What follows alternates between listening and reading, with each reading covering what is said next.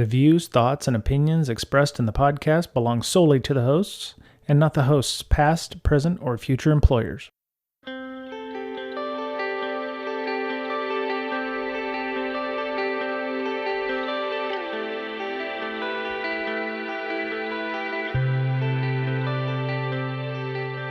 Hello everybody, this is Brian from Bringing Down Security. Little news flash here. We talked about the Palo Alto Level 10 vulnerability last night. We were doing on the 28th of June. Expected to ship on June 29th. That in fact happened. Just a little update. So it is a CVSS Level 10. It's a network attack vector.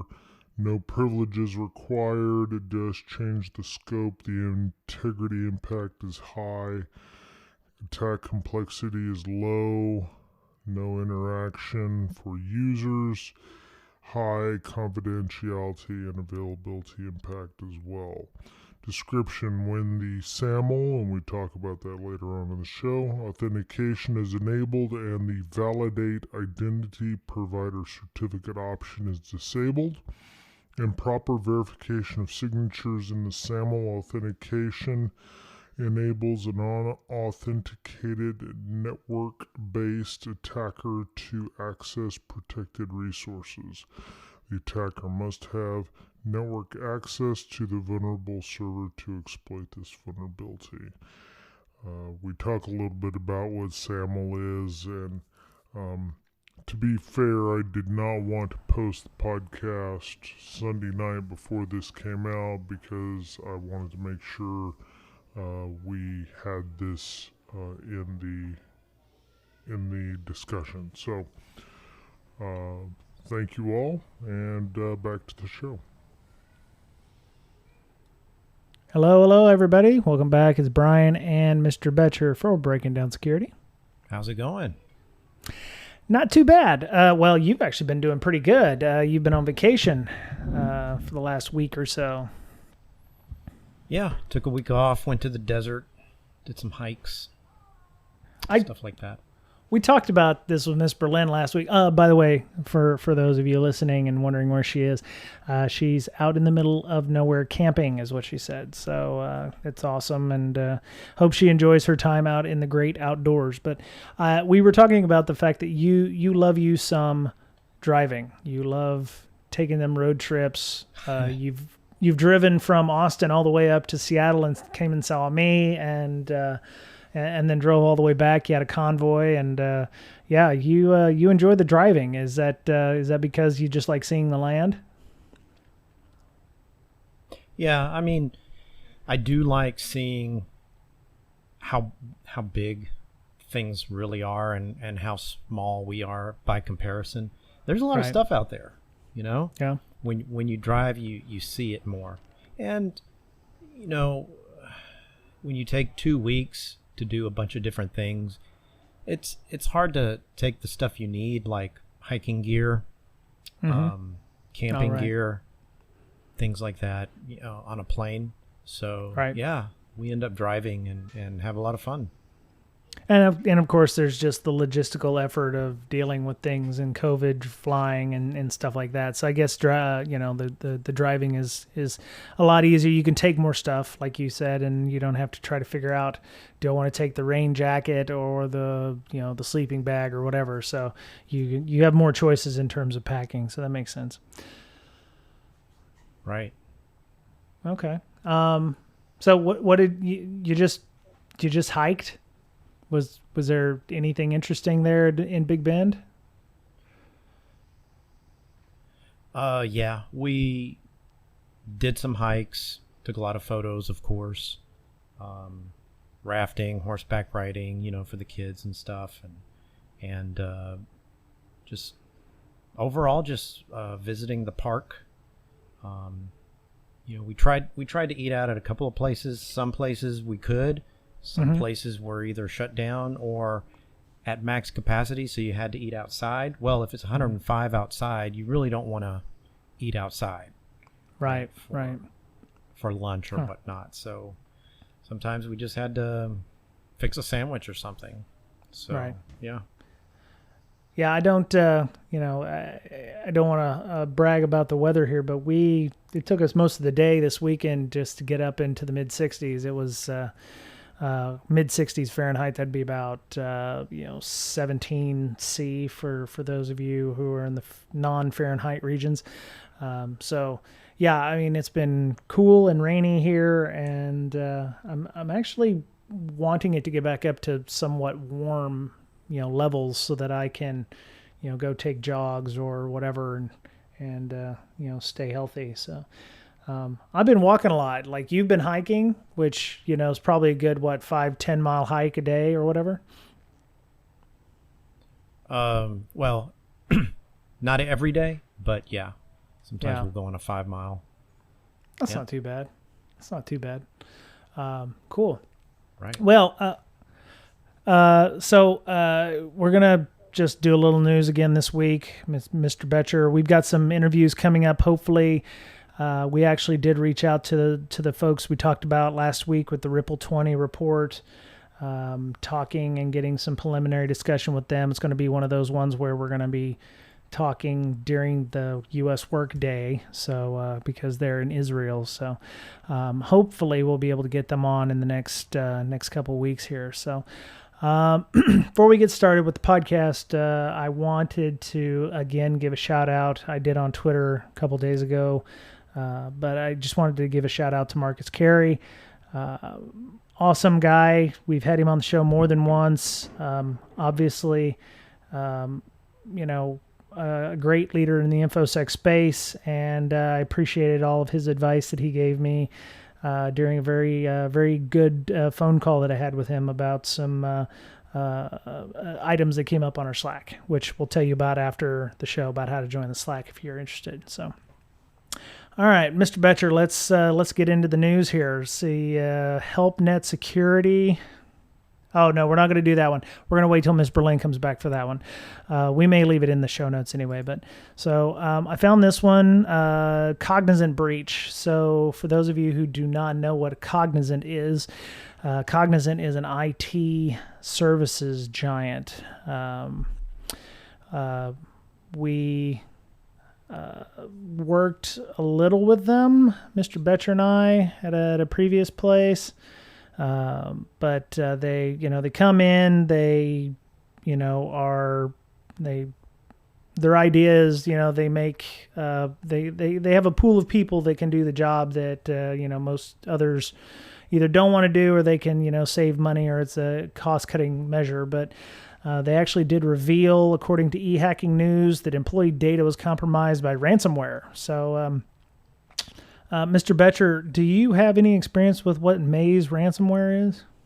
Not trying to put you on the spot, but you're our ransomware person here, so. Yeah, I don't think we've dealt with Maze ransomware. The thing you have to keep in mind with ransomware is that sometimes ransomware is actually a Trojan, so they can steal data. A lot of ransomware doesn't even care what your data is. They just want the ransom.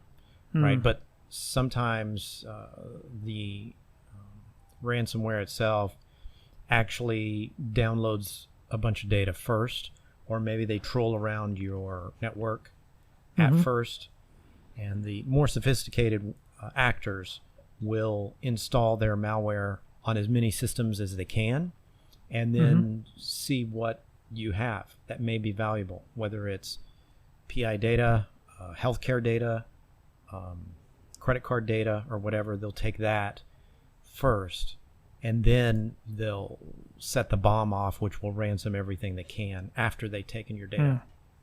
So you have to be careful, and that's why HIPAA has actually a number of years ago said that if you have ransomware, that is considered basically your data is compromised until you prove otherwise. So the default is your data was stolen. Now you go prove that it wasn't, which puts the burden of proof on the company in order not to get not to be in violation of HIPAA and all the fines that may incur. So it's really important to have great logging and great security, so that if you do get ransomware, number one, you're more likely to prevent it or stop it. Number two, you could have the data there that says, no, our data didn't leave the company, and here's proof. I've got these firewall logs. I've got data size, volume logs. I've got the IP of the perpetrator, and it looks like we only exchange 2 kilobytes of data instead of 2 terabytes of data. That sort of thing will help out a lot in this case. So yeah, ransomware is not the entire story. In a lot of cases, you have to know and do, I guess, forensics or incident response on your endpoints or whatever was compromised to make sure that data was not stolen. Luckily, Windows 10, if you do have Windows 10, it has the System Utilization Resource Monitor, or SRUM database, which can tell you if you access that database on your machine. It has like a 90-day by default database of data that came and went, and it's categorized per process. So that's very good. nice. Okay, very cool. So according to this, it started, they give you a little, so in e-hacking news, they give you a little background on what Cognizant is. It was started as a service provider done in Bradstreet, which is a company that deals with reputation type items. Threat actors involved carried out the attack between 9 and 11 April during the period of 3 days when the company was facing service disruptions. Let's see. While giving further insights in the security incident, they filed in their SEC. Based on the investigation to date, we believe the attack principally impacted some of our systems and data, resulted in unauthorized access to certain data and caused significant disruption. I thought there was some information about what was taken. Oh, yeah, here it is. Mined a considerable amount of unencrypted data, including credit card details, tax information or identification numbers, social security numbers, passport data, and driver's license information of employees. So there you go. So more good information that will be then used to steal and thieve identities. There was actually, I found a link to a nice little write-up at McAfee on exactly how Maze works in terms of ransomware types. Let me see. And then there's a FireEye article.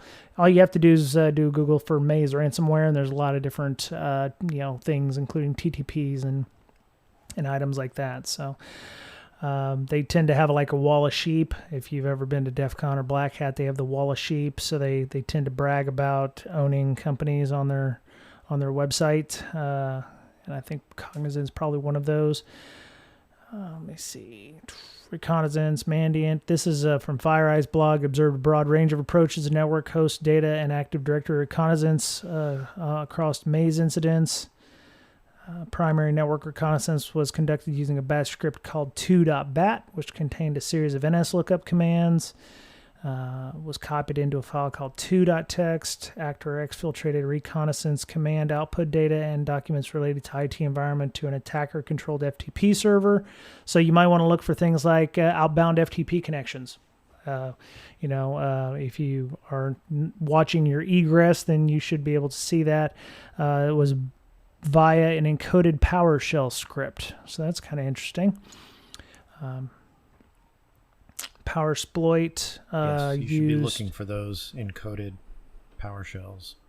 Oh, yeah. Yeah, you should definitely, if anything is using PowerShell and making outbound connections, that's probably a good indicator of compromise across the board, not with just specific types of ransomware in this case. So, actually, the FireEye blog post talking about the TTPs for that is very interesting, so it might be worth a read. I'll add that one to the show notes as well. Boink. There you go. Yeah, it's always good to brush up on the latest malware by reading the reports and seeing what techniques they have, if there's anything new that pops up in the technique realm, and make sure that you're covered for that particular technique. Yep. Yeah, especially if you're building out a detection mechanism, or you're just trying to find your way into the threat intel arena, and you don't necessarily have the wherewithal or the money to be able to do that. So those kind of blog posts are excellent. And this is my opinion, so don't sue me. My opinion is that you should not, I guess, take wholeheartedly, or the only thing you do is threat intel, because a lot of the times the threat intel is false positive. I get a lot of threat intel alerts that are 5 years old, from a particular IP that's been recycled already, right. Things like that. But these particular techniques that they use, you kind of put kind of genericize what the IPs are and things like that. For example, the encoded PowerShell. How often do you have a legitimate PowerShell that uses base64 encoding? I can't think of one, unless they're published by Microsoft and they encode them somehow. But why would they do that? I don't know. Yeah. So it's always good to look for that encoded block. And it can be of a certain size too. Something, a large block of encoded PowerShell, usually that's bad. Yeah.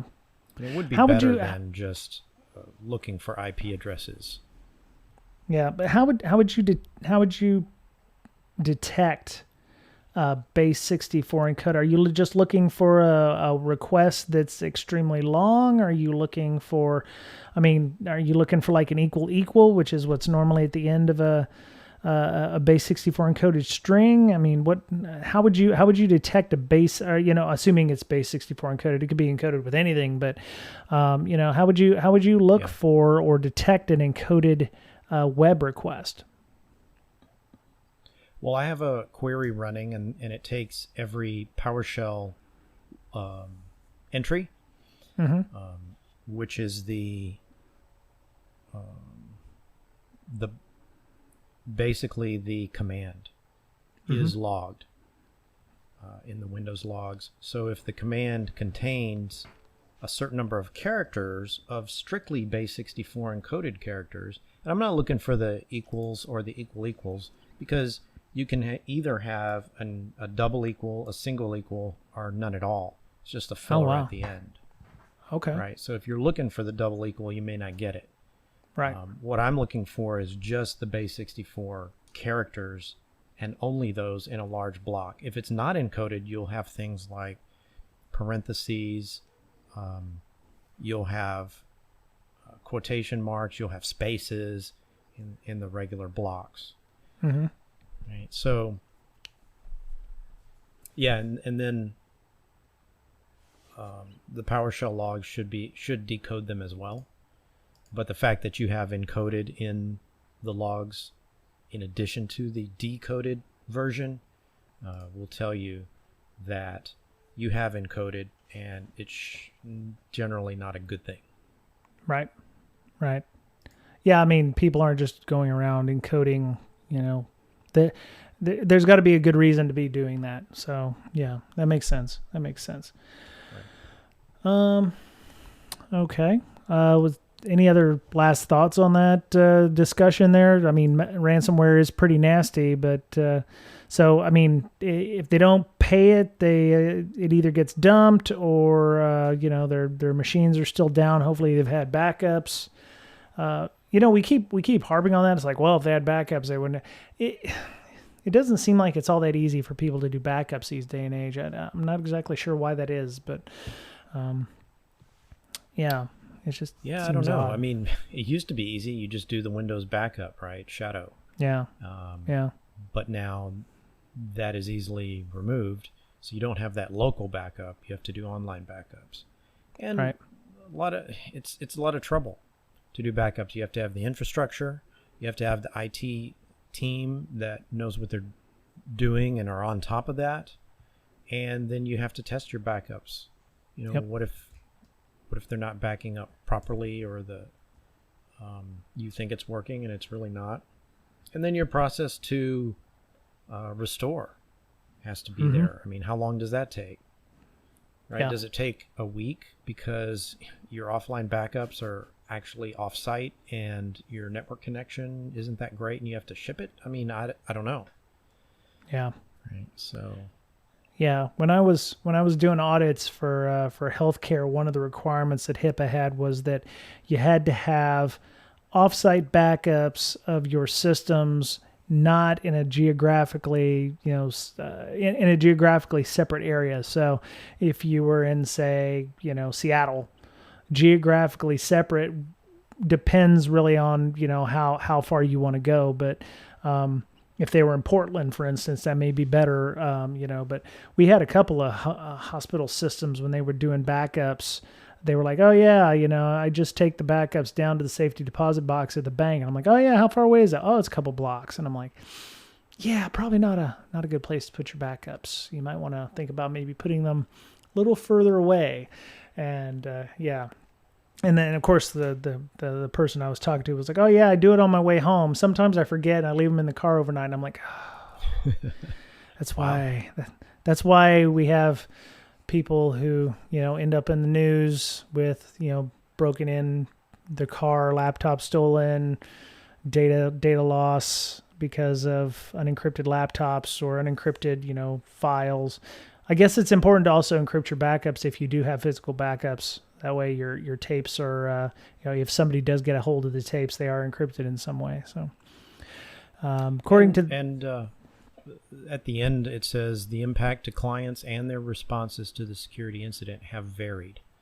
So apparently they have some clients that were impacted, not sure how, right, or to what extent they were impacted. Maybe they just, maybe they didn't get ransomware or their data wasn't lost, but they just had to, they had a fire drill, right? Yeah. And, yeah.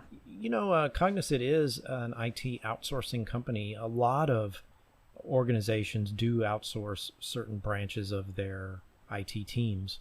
So that's one thing that they have to keep in mind is that whatever they outsource, those entities can have a security incident. And what do you do to not only separate yourself from that so that they can't jump from them to your company, but also what do you do in response to that? Do you have a plan in place in case the company you've outsourced to does get breached?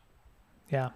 Well, how many companies actually vet their vendors, or keep track of things like this? This happened in April. So if you're using Cognizant and, maybe you're not up on the news and, Cognizant had this breach, did Cognizant let you know in a certain amount of time, or is your IT guy seeing ehackingnews.com and going, oh crap, okay, Cognizant just got breached, 3 months ago. So the article does say that they lost $50 to $70 million in revenue. I'm not exactly sure if that's in lost contracts or potential contracts or fees and fines. I'm sure that'd be in their SEC filing if they had any additional fines. But yeah, you're right about the what access those people have on Cognizant laptops or this says Maze ransomware, but I don't know if it's maybe it was on a company laptop. Does your company allow Cognizant to log in to via VPN to your company's machines? Maybe Cognizant wasn't the initial target potentially. Again, this is all conjecture on my part, so apologies. Hear the disclaimer at the beginning of the podcast, but this could have been a jumping off point to something else. They found out the attack was carried out between 9 and 11 April, but that's only when the ransomware let off. Like you said, they could have been in there for months looking around for things, creating additional persistence mechanisms or what have you. So there could be more stuff coming down the line. Or downloading data. I mean, right. Did they have the defenses in place to detect that download of data if that happened? If not, then they would have only known potentially when systems were ransomed. Usually that's just the explosion at the end of the, the whole attack. Mm-hmm. Well, the the other item is, it says they mined a considerable amount of unencrypted data, including credit card details, tax ID numbers, social security numbers. We mentioned all these before. Typically, this shows that the company is not encrypting their data, or this data should have been encrypted. You know, credit card numbers, passport data, all of that should have been in some kind of encrypted format instead of being plain text. So this could be, you know, it could be an HR person, maybe an HR machine, somebody's HR machine, and they're just keeping that data locally on a big old spreadsheet somewhere. It doesn't say exactly how many employees got hit, but it was enough that they, you know, that it made the news. But this is a lot of data that should have been encrypted. If it wasn't, then it definitely is now with the ransomware. So, I had that part highlighted, that paragraph you just read. Yeah. The operators, which I'm assuming are the threat actors, mined, and I'm assuming when you mine something, you actually take it. Right. A considerable amount of unencrypted data, including credit card details. So if they were, you know, if the credit card data, if that's true, if the credit card data, according to this article, was unencrypted, then, you know, there might be some fines involved as well. And that's true. Loss of, you know, PCI type privileges in that case, and the what that entails, right? That entails audits, which are very costly. Right. Yep. Yeah. Hopefully whoever got hit is you know, getting their free year credit monitoring service. So, all right.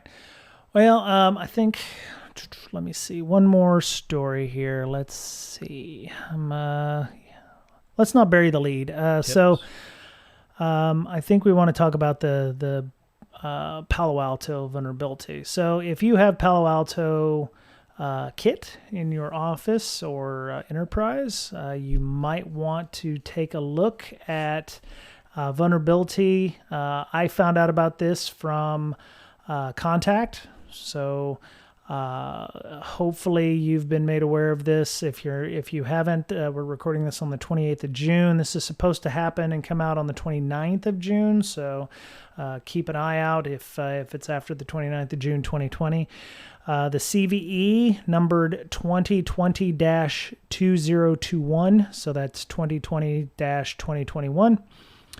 I was told that they've been made aware of a serious issue with SAML on Palo Alto Networks PAN-OS.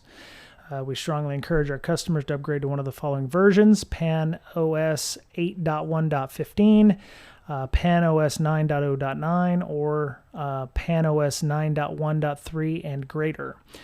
So those are the ones you should upgrade to.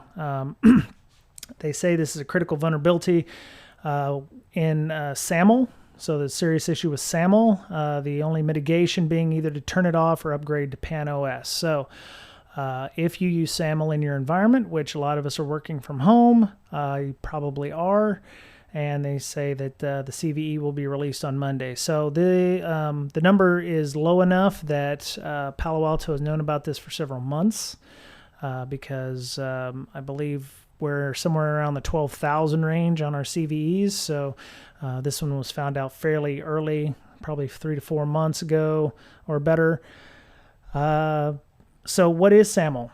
SAML, according to Wikipedia, this is where the uncomfortable pause. There we go. It's an open standard for exchanging authentication and authorization data between parties, in particular between an identity provider and a service provider. SAML is an XML-based markup language for security assertions, and assertions are statements that service providers use to make access control decisions. SAML is also a set of protocol message bindings and a set of profiles utilizing all of the above. It's also a set of XML-based protocol messages. Important use case SAML addresses is web browser single sign-on, relatively easy to accomplish within a security domain. So went to Palo Alto's site to see how they use SAML in their environment. SAML authentication for captive portal end users. There's a lot going on there. So when a user requests an application, the firewall evaluates authentication policy and redirects the user to an identity provider. Once the identity provider loads, the user enters their login credentials, and then the identity provider returns the SAML assertion, which, as we said, was an XML file telling the firewall that they're allowed to use that application and what commands and controls are in place. The firewall validates the assertion, and then the firewall evaluates security policy for access to the application. I can definitely see how this would be a problem. Wouldn't you, Mr. Betcher? If there's a critical issue, you can't just turn SAML off. So especially if you're using it to access remote applications. So that's not a good thing. It's not a good thing. No, and typically if you have it turned on, then you've set it up because it has to talk to the identity provider. Right, through the user. It has to give them the identity provider, right? Right. So then the identity provider returns the assertion to the firewall. Right. So that has to all be set up. So in theory, you really can't just turn it off because somebody did set that up for a reason and deliberately. Right. I can't see a case where somebody has it on and just by accident. Right. Yeah, so from a threat modeling point of view, if this is on PAN-OS, which would be the firewall, I'm guessing that there's some kind of issue with how it validates the SAML assertion potentially, or following the data flow that's in there. It's going to be either in the portion on step 1 where the user requests the application. But all that does is the user's just going to the firewall and saying, hey, I want to use HipChat. I don't know exactly what it is. If you go to the CVE database, and this is today, right, the 28th of June, it says this candidate has been reserved by an organization or individual that will use it when announcing a new security problem. Right. So, it's under embargo. They do that a lot. If you search for a lot of these, a lot of them will say reserved, and that's because they've reserved that number. It's not like they're trying to be CVE 0001, but they have to tie it to a specific number so that they can either make a write-up for it or what have you. So as a matter of fact, it was actually created before 2020 occurred. So this was on December of 2019 is when the entry was created. So they've known about this for almost 8 months, and it's taken this long to get this fixed. So it seems like this is going to be a fairly big deal when this goes down. So hopefully it'll be disclosed on the 29th of June. But so there's something here. The firewall validates the SAML assertion. I'm wondering if there's some kind of issue with the firewall, either parsing the SAML. Maybe there's an XML parsing issue there, where it would, give, maybe there's some kind of XML issue, parsing that.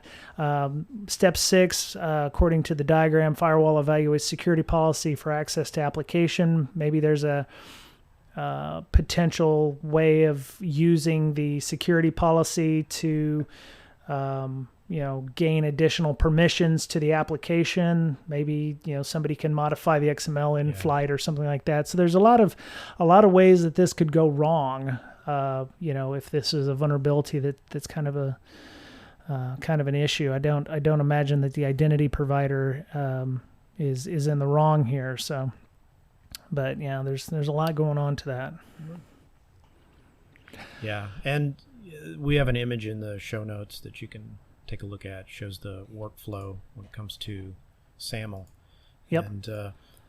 And the reason they don't give this information, what'd you say, 6 months in advance, is because it gives attackers something to focus on. Oh, there's an issue in Palo Alto, which narrows it down to that particular firewall, and it's an issue with SAML, which narrows it down much, much further. Okay. Right. And so they can start evaluating how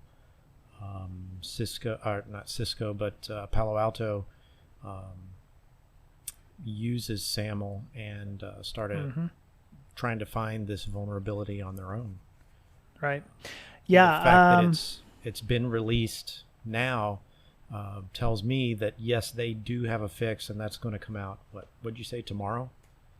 supposedly tomorrow on the 29th of June. That's according to the information that I've been given. So, I can't find any. A good test. Even if you don't have SAML implemented, maybe do ask your security admin if they can, if a critical vulnerability came out like this, how fast can they update it? You know. Right. So there are similar CVEs from Palo Alto. If you go to 2020-1998, Improper SAML SSO authorization of shared local users. This one was a 5.4. It's a medium. Improper authorization vulnerability in PAN-OS mistakenly uses the permissions of local Linux users instead of the intended SAML permissions of the account when the username is shared for purposes of SSO authentication. This can result in auth bypass and unintended resource access for the user. Considering they're calling this a critical, there's probably maybe code exec potentially. I would imagine if it's elevated permissions like this, then or the ability to use the permissions of local users to get past or get access to unintended resource access. I'm thinking if it's a critical issue, then there's going to be some RCE involved, maybe non-authenticated type stuff. So it'll be interesting to see what comes out of that. So yes, if you have Palo Alto stuff, reach out to Palo Alto, your account managers, whatever. Happy Monday. Sorry to drop that turd in your pool there, but yeah, it is what it is. So go and update all of your things. Get your maintenance window set up for this week, which is awful because it's going to be a short work week for most people here in the U.S. because the 4th of July is on a Saturday. So most companies will either take the 3rd off or the 6th off. So you're gonna have to fit your maintenance window in at some point. So anyway, so Mr. Betcher, any other thoughts, any suggestions, questions, issues, anything you want to bring up from a security point of view? It's your mic. No. Sounds fairly non-committal. Okay. All right. Well, I'd like to talk about DLL hijacking. We got an article on that, and then some of the other articles that we have. Well, let's talk about a filler for this week. We talked a lot about these couple that we've done, but yeah, let's do that next time. Okay. Cool. DLL is a big deal. You see a lot of what you call fileless malware use DLLs. So yeah, let's get ready for that one. Okay. All right. Well, if people wanted to talk to you about malware, especially ransomware or whatever, how would people get a hold of you, Mr. Betcher? My Twitter account is @BetcherPwned, BOETTCHERPWNED, and I'm also at log-md.com. Cool. Any incident response podcast coming out soon? Yeah, I think so. We just recorded another one, not last week because I was on vacation, but the week prior. Yeah. So, very nice. So yeah. Cool.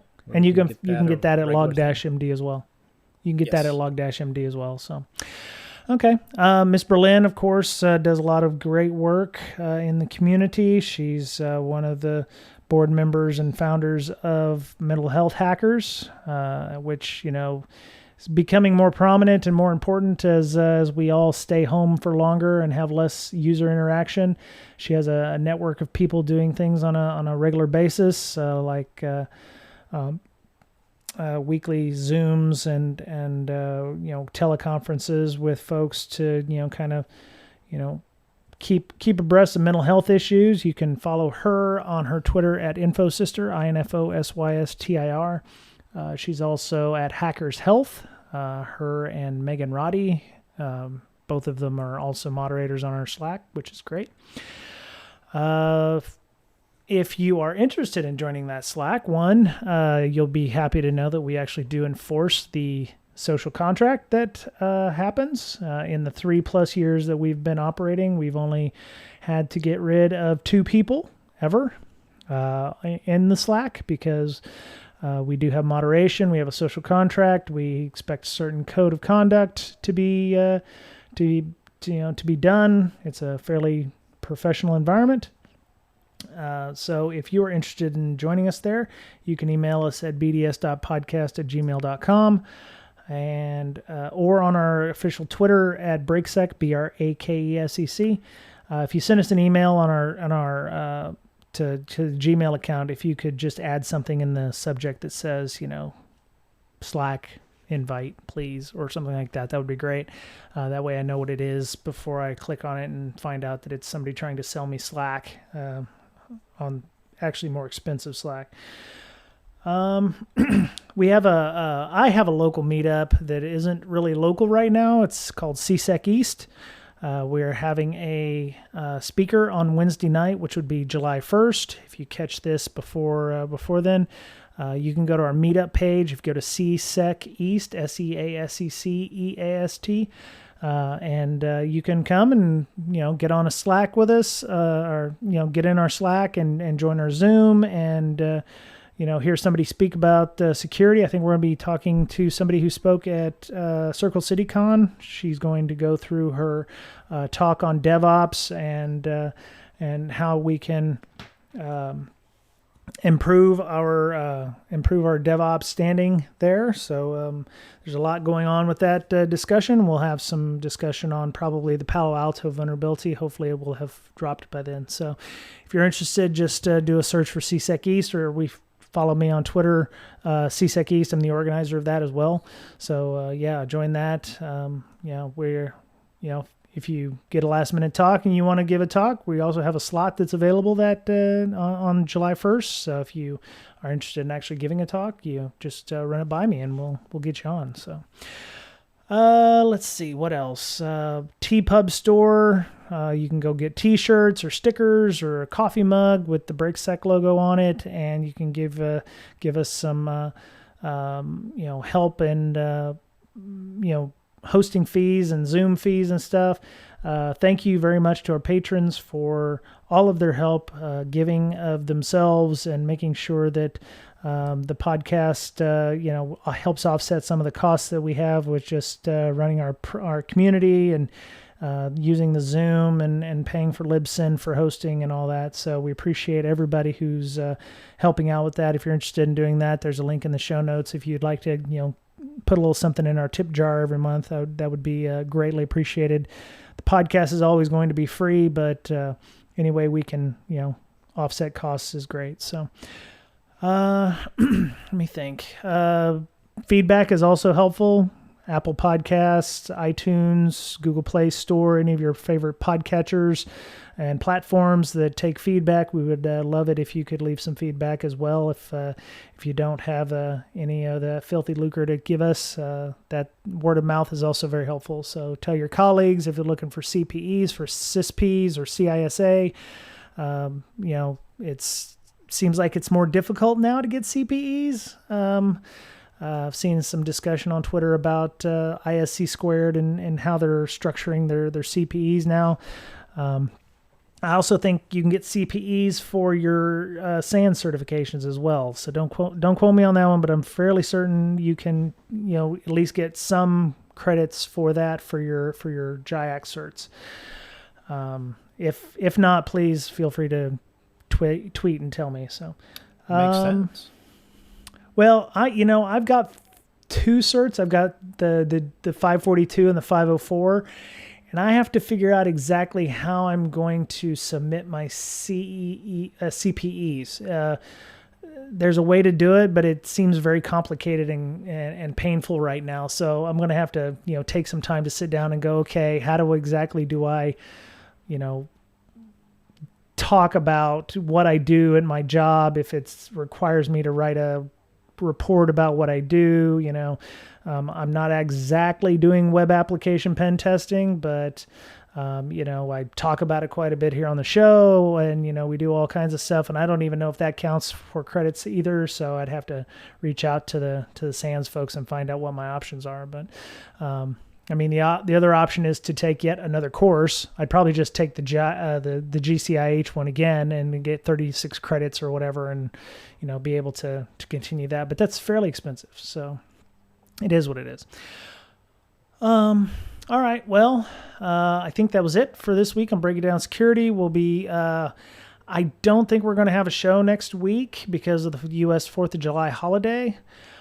So we will probably either take the week off or we'll record something maybe later this week and have it for broadcast at a later date. But hope everybody can get out, take some walks, start, working on their mental health if they're having issues. Don't hesitate to reach out to us. We do have a mental health channel on our Slack if you, need somebody to talk to, don't hesitate to reach out and send us a DM, and we can get on with you. We can, talk and discuss.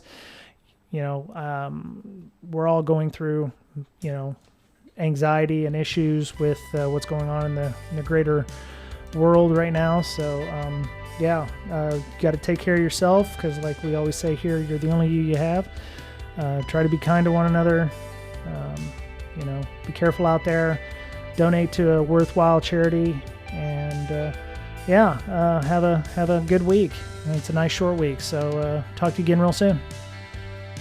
Bye-bye.